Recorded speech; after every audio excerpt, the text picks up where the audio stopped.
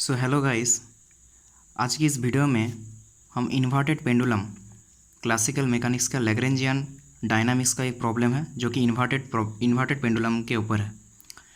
So basically इस problem में हमें पूछा गया है कि in an inverted pendulum particle of mass small m is attached to a rigid massless rod of length L if the vertical motion of the point O is represented by the equation z equals to a sin omega t, set up the Lagrangian and obtain the equation of motion।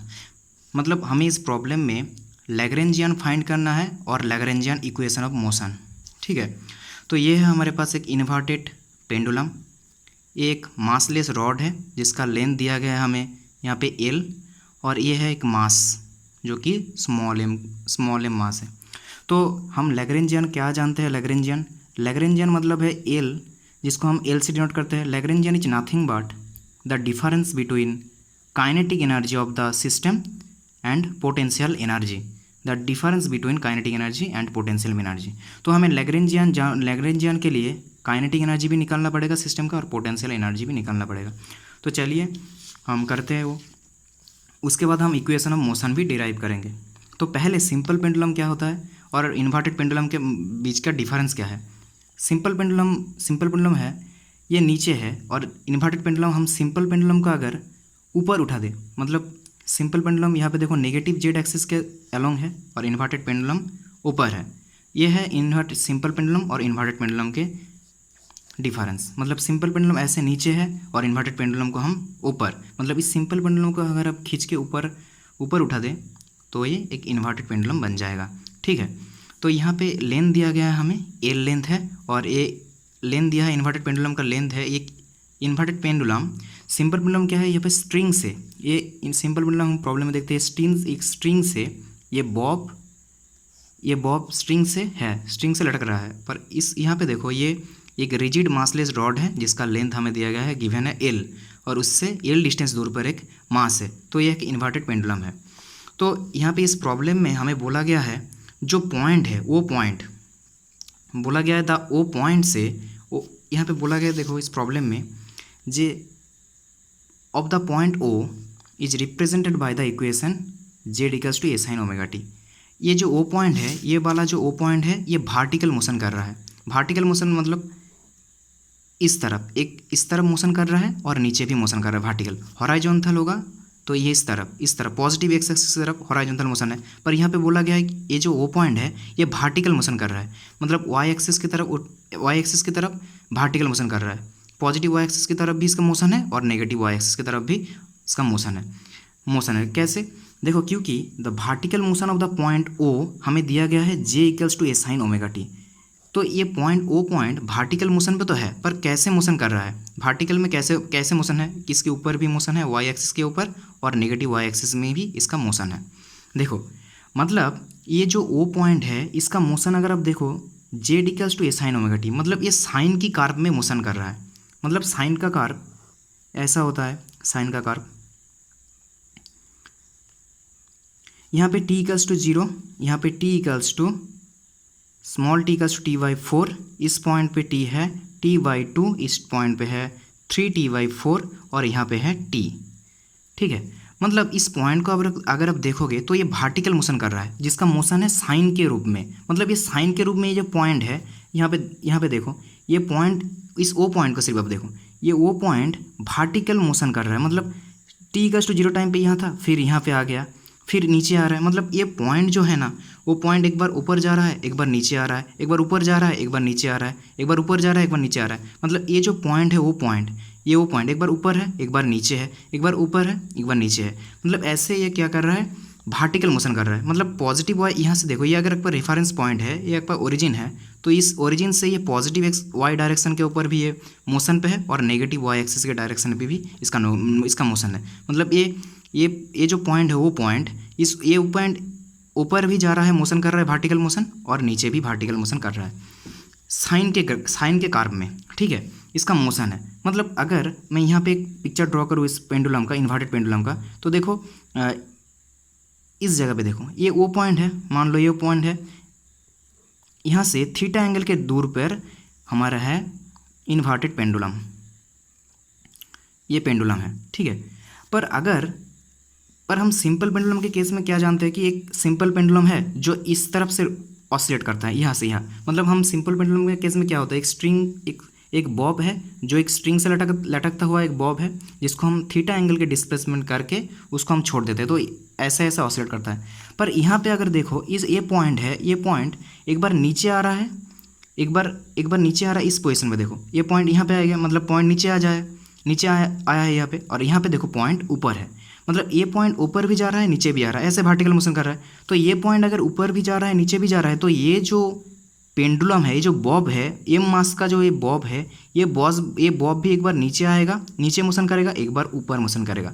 यहाँ पे देखो, जब ये point, मतलब ये O point जो है ना, तो ओ पॉइंट यहाँ से जब यहाँ पे आया तो ओ पॉइंट का ऊपर चला गया, इस ओरिजिन से ये ऊपर है, तो वर्टिकल मोशन ऊपर है इसका, तो इस बॉब का भी जो एक्सेलरेशन होगा वो ऊपर की तरफ। ऐसा नहीं जैसे सिंपल पेंडुलम में ऐसा होता है, ऐसा ऑसिलेट करता है, ऐसा ऑसिलेट नहीं, इसका एक्सेलरेशन ऊपर होगा, क्योंकि ये पॉइंट भी ऊपर, मतलब ये पॉइंट ऐसा था, ऊपर हो गया, तो ये पॉइंट ऊपर हो गया, तो मतलब इस पॉइंट से जो पेंडुलम है वो पेंडुलम भी ऊपर की तरफ ऑसिलेट करेगा, मतलब एक्सेलरेशन से इसका कौन से साइड में होगा, ऊपर भी होगा। अब देखो इस बॉब का, यहाँ पे देखो इस बॉब के ऊपर अगर एक एक्सेलरेशन ए है और नीचे ऑलरेडी एक एक्सेलरेशन है जी, ठीक है। फिर इस पोजीशन में आओ, इस पोजीशन में क्या है, ये पॉइंट फिर से नीचे आ गया, तो फिर से ये पॉइंट अगर नीचे आ गया, नीचे आ जाए ये पॉइंट, तो इसके साथ ये जो बॉब है इसका एक्सेलरेशन भी नीचे की तरफ होगा, इसका एक्सेलरेशन भी नीचे की तरफ होगा। मतलब इससे जो बॉब है हमारा, अगर इस पार्टिकल को, अगर इस पॉइंट को हम नीचे खींच लाए, तो इससे साथ ये जो बॉब है उसका एक्सेलरेशन किस तरफ होगा, वो भी नीचे की तरफ आएगा, तो उसका भी एक्सेलरेशन किस तरफ होगा, नीचे की तरफ। पर नीचे की तरफ इसका एक्सेलरेशन और एक है, अगर एम मास का पार्टिकल है तो ग्रेविटी का एक्सेलरेशन तो हमेशा रहता है।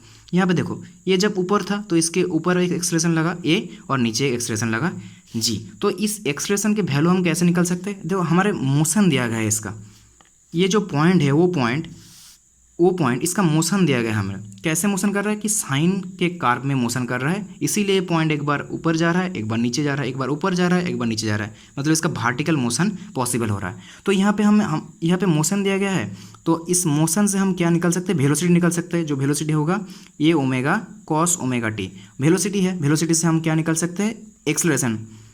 तो एक्सेलरेशन क्या होगा यहाँ पे माइनस ए omega square sine omega T, ठीक है, ये हुआ है एक्सेलरेशन, ठीक है। तो मतलब अगर मैं इस पिक्चर को फिर से ड्रॉ करूं, तो जब ये पॉइंट ऊपर उठा, तो इससे जुड़ा हुआ, जब ये पॉइंट ऊपर उठा, तो मान लो ये पॉइंट ऊपर उठा, ठीक है, ये पॉइंट जब ऊपर उठा तो इससे जुड़ा जो पेंडुलम है, ये जो बॉब है उसका एक्सेलरेशन कहाँ हुआ, ऊपर, और वो एक्सेलरेशन का वैल्यू कितना है, जेड डबल डॉट, ठीक है, ये वैल्यू जो हमने निकाला है इतना हुआ है। और इसके नीचे जो एक्सेलरेशन है, उसके नीचे जो एक्सेलरेशन है वो एक्सेलरेशन है जी, फिर तो नीचे एक्सेलरेशन है जी, और फिर एक बार कैसा होगा, ए पेंडुलम अगर ऊपर भी उठेगा, माने वर्टिकल पॉजिटिव वाई एक्सिस के डायरेक्शन में इसका मोशन होगा, और नेगेटिव वाई एक्सिस के अलोंग भी इसका मोशन होगा, ठीक है। तो जब ये पॉइंट नीचे आएगा, तो देखो ये पॉइंट अगर नीचे आए, तो पॉइंट यहाँ आ गया, नीचे आए तो उसका साथ जो पेंडुलम है, जो बॉब है, वो बॉब भी नीचे की तरफ एक्सेलरेशन करेगा, क्योंकि अब जब ये नीचे आ रहा है पॉइंट, तो उसके साथ जो बॉब है वो भी नीचे आएगा, तो इसका एक्सेलरेशन, ये जो जेड डबल डॉट, ये किस तरफ होगा, नीचे होगा, और नीचे और एक एक्सेलरेशन है जो कि है जी, ठीक है। तो इन दोनों केस में अगर मैं आपको बोलूँ कि इस केस में और एक केस में, तो दोनों केस में अगर मैं आपको बोलूँ कि नेट एक्सेलरेशन क्या है, तो आप बोलोगे जेड डैश, क्योंकि यहाँ पे जी एक्सेलरेशन है और जेड भी है, तो जी प्लस जेड, ठीक है, जी प्लस जेड। तो यहाँ पे भी net acceleration G plus Z, यहाँ पे भी नीड एक्सेलरेशन कितना होगा, G dash equals to ji plus Z. पर अब यहाँ पे बोलोगे कि यहाँ पे एक्सेलरेशन, एक तो एक्सेलरेशन ऊपर की तरफ है और एक एक्सेलरेशन नीचे की तरफ है, तो हमने यहाँ पे एडिशन क्यों किया, यहाँ पे एडिशन किया, ठीक है, हमें पता है, क्योंकि एक एक्सेलरेशन जी जो है वो नीचे है और एक एक्सेलरेशन जो जेड है वो भी नीचे है, तो दोनों एक्सेलरेशन यहाँ पे नीचे है, तो हम इसको ऐड कर सकते हैं, ठीक है, ये बात ठीक है।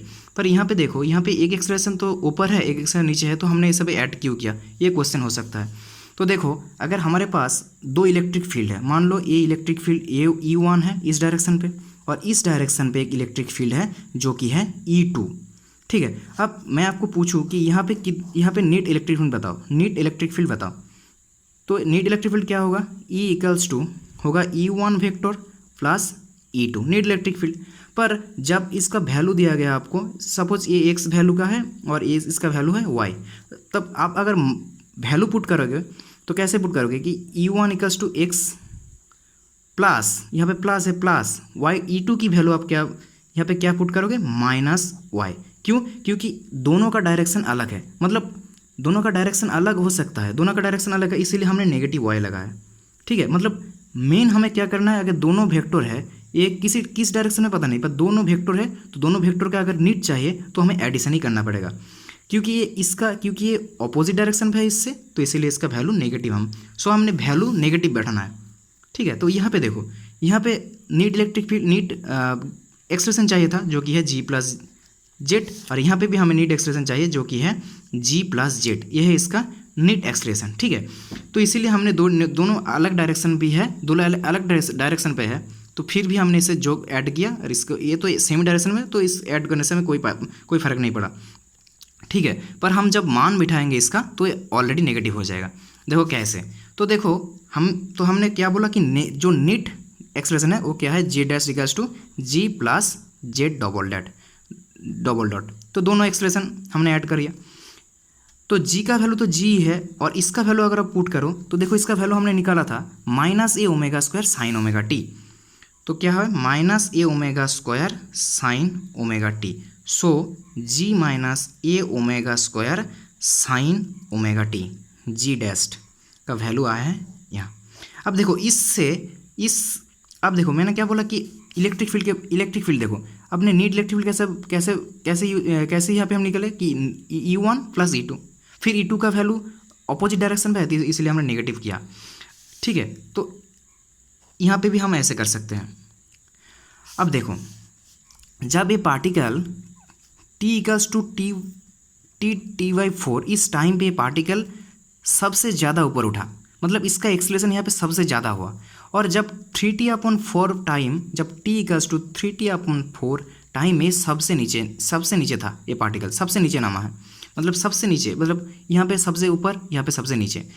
तो देखो यहाँ पे अगर मैं वैल्यू निकालना चाहूँ जेड डबल डॉट का, तो देखो वैल्यू मैं निकाल सकता हूँ। यहाँ पे वैल्यू कितना होगा, यहाँ पे वैल्यू कितना होगा बोलो, जब t/4 टाइम पे है, तो t/4 टाइम पे है, यहाँ पे एक्सप्रेशन का वैल्यू ऐसे निकलेगा कि ऐसे निकलना है हमें कि z double dot equals to होता है माइनस ए ओमेगा स्क्वायर साइन। अब देखो ओमेगा इक्वल्स टू क्या होता है 2π/t, कैपिटल टी। अब टाइम t के जगह हम क्या बैठाएंगे कि कितना टाइम पे सबसे ऊपर उठा, t/4, तो t/4 तो मतलब ये हो जाएगा माइनस ए ओमेगा स्क्वायर साइन π/2। अब साइन π/2 का वैल्यू क्या है 1, तो देखो जेड डबल डॉट माइनस ए ओमेगा स्क्वायर आया है, माइनस ए ओमेगा स्क्वायर आया है। तो यहाँ से हम जी डैश का वैल्यू तो जी डैश हमारा क्या होगा, यहाँ पे अगर आप नेट निकालो, यहाँ पे अगर आप नेट निकालो ना, जब ये सबसे ऊपर उठा था, तब वहाँ पे अगर आप नीट वैल्यू निकालो, वहाँ पे अगर आप नीट वैल्यू निकालो तो क्या होगा आपका जेड डैश इक्वल्स टू जी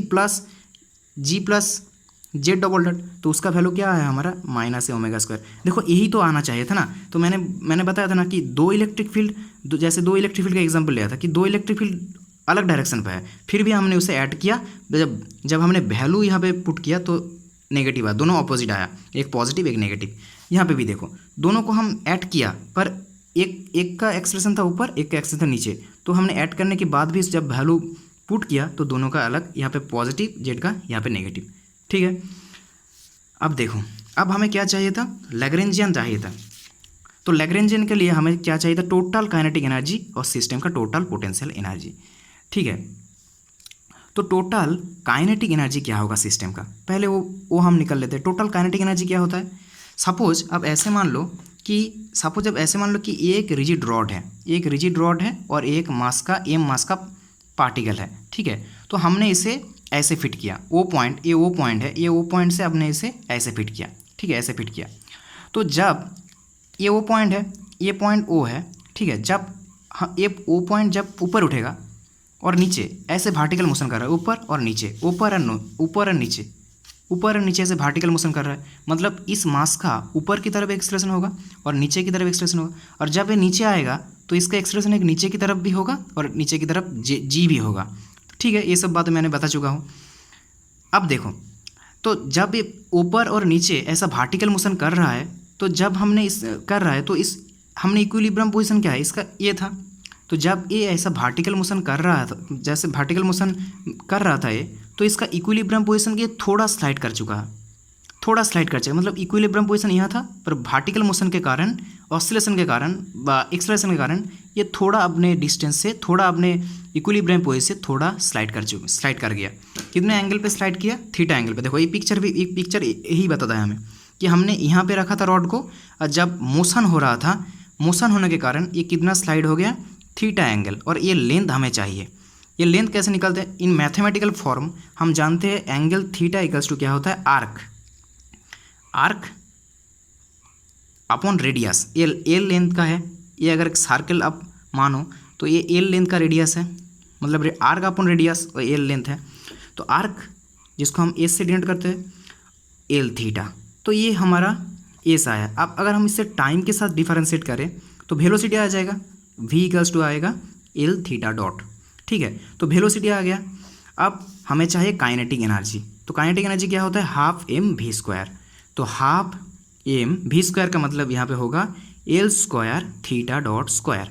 अब पोटेंशियल एनर्जी चाहिए सिस्टम का पोटेंशियल एनर्जी क्या होता है, एम जी एच, पर यहाँ पे जी नहीं, एक्सप्रेशन जी डैश्ड है, क्योंकि हमने निकाला जब पार्टिकल ऊपर हो तो वहाँ पे एक्सप्रेशन जी प्लस जेड, जब पार्टिकल नीचे हो, नीचे पार्टिकल मोशन कर रहा है, तब भी जी प्लस जेड हमने निकाला था।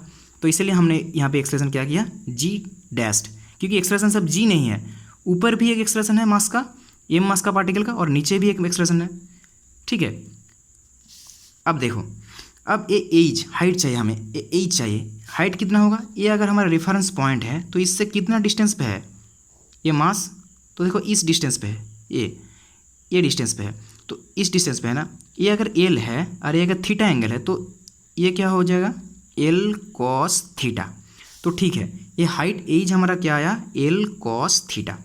तो यहाँ पे वैल्यू पुट करो, एम जी डैश हमारा निकाला G vector plus Z double dot vector.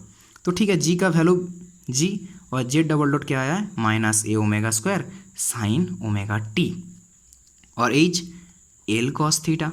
तो हमारा जो लैग्रेंजियन यहाँ पे आएगा kinetic energy minus potential energy. ठीक है, तो काइनेटिक एनर्जी क्या है, क्या था value, half M L square theta dot square, और potential energy minus M bracket G minus ए omega square sine omega T L cos theta. ये लैग्रेंजियन। ठीक है, तो हमने लैग्रेंजियन फाइंड कर चुके हैं। अब लैग्रेंजियन इक्वेशन ऑफ मोशन, देखो इस सिस्टम में कोई भी एनर्जी लॉस नहीं हो रहा है, मतलब इस सिस्टम कैसा सिस्टम है, एक कॉन्जर्वेटिव सिस्टम है। तो कॉन्जर्वेटिव सिस्टम में एनर्जी कॉन्जर्व है यहाँ पे, तो इक्वेशन ऑफ मोशन क्या होता है, d d t del upon del q के डॉट, यहाँ पे जनरलाइज्ड कोऑर्डिनेट क्या है, क्यू के जनरलाइज्ड कोऑर्डिनेट क्या है, थीटा है, थीटा। देखो इस मास को हम, इस मास कहाँ, ये मास इसकी इक्विलिब्रियम पोजीशन से कहाँ पर है, ये जानने के लिए हमें जो चाहिए वो है जनरलाइज्ड कोऑर्डिनेट। हम एक्स से भी एक्स डिस्टेंस पे, ये कितना डिस्टेंस पे है यहाँ से, ये इससे भी निकल सकते हैं, और वाई कितना डिस्टेंस है यहाँ से भी निकल सकते हैं, मतलब एक्स और वाई से भी निकल सकते हैं। पर जनरलाइज्ड कोऑर्डिनेट क्या होता है, जिससे हम आसानी से निकल सकते हैं, जिस वैल्यू से हम आसानी से जनरलाइज्ड कोऑर्डिनेट को निकाल सकते हैं। तो यहाँ पे जनरलाइज्ड कोऑर्डिनेट क्या है, थीटा है। इस मास को डिनोट करने के लिए कि जेड इसके इक्विलिब्रियम पोजीशन से कहाँ पर है, कितना एंगल पे है, ये हम अगर बता दें तो ये मास कहाँ पर है हम बता सकते हैं आसानी से। तो इसीलिए हम generalized coordinate q equals to theta use करेंगे, एक्स वाई नहीं। ठीक है, तो यहाँ पे जनरलाइज्ड कोऑर्डिनेट हमारा थीटा है, तो जनरलाइज्ड वेलोसिटी क्या होगा, थीटा डॉट। तो आप डेरिवेटिव करो, पहले ये इक्वेशन हम लिख देते हैं, del theta dot minus del L upon del theta equals to 0। ठीक है, तो del L upon del theta dot यहाँ पे क्या आएगा, यहाँ पे अगर आप लैग्रेंजियन इक्वेशन को del L by del theta, अगर लैग्रेंजियन इक्वेशन को आप सॉल्व करोगे तो क्या आएगा यहाँ पे, del L upon del theta dot. ठीक है, del L upon del theta dot अगर आप लैग्रेंजियन इक्वेशन को सॉल्व करोगे तो यहाँ पे आएगा हमारा एम एल स्क्वायर थीटा। अब यहाँ पे टाइम के साथ डेरिवेटिव करो क्योंकि फॉर्मूला में है यहाँ पे, तो थीटा डॉट था और टाइम के साथ डेरिवेटिव करने पे और एक थीटा डॉट आ गया, ठीक है। और आप करो del L upon del theta, तो आपके पास आएगा, यहाँ पे आपके पास आएगा प्लस एम जी यहाँ पे ब्रैकेट होगा M G A omega square sine omega T L sine theta, L cos theta की जगह आएगा साइन थीटा, ठीक है। अब इक्वेशन ऑफ मोशन पे हम अगर इस चीज़ को जो वैल्यू हमने निकाला वहाँ पे अगर पुट करते हैं तो हमारे लैग्रेंजियन इक्वेशन ऑफ मोशन आ जाएगा। तो M L square theta double dot minus del upon del theta, यही होता है हमारा इक्वेशन। तो minus del upon del theta मतलब a term minus M G minus A omega square sine omega T L sine theta, ठीक है। अब M L square से पूरा जो इक्वेशन है उसे डिवाइड कर दूँ तो theta double dot minus G minus ए omega square sine omega T, यहाँ पे एम है तो और यहाँ पे एल था तो नीचे एक एल होगा, साइन थीटा इक्वल्स टू 0। तो यह आ गया हमारे पास लैग्रेंजियन इक्वेशन ऑफ मोशन, ठीक है। तो वीडियो कैसे लगा आप कमेंट में ज़रूर बताना, और अगर कोई भी प्रॉब्लम हो तो वो भी कमेंट में बताना, मैं सॉल्व करने की कोशिश करूँगा, ठीक है। तो गुड बाय, मिलते हैं किसी और लेक्चर पे। आज का इस लेक्चर ये वीडियो कैसा लगा ज़रूर बताना कमेंट में।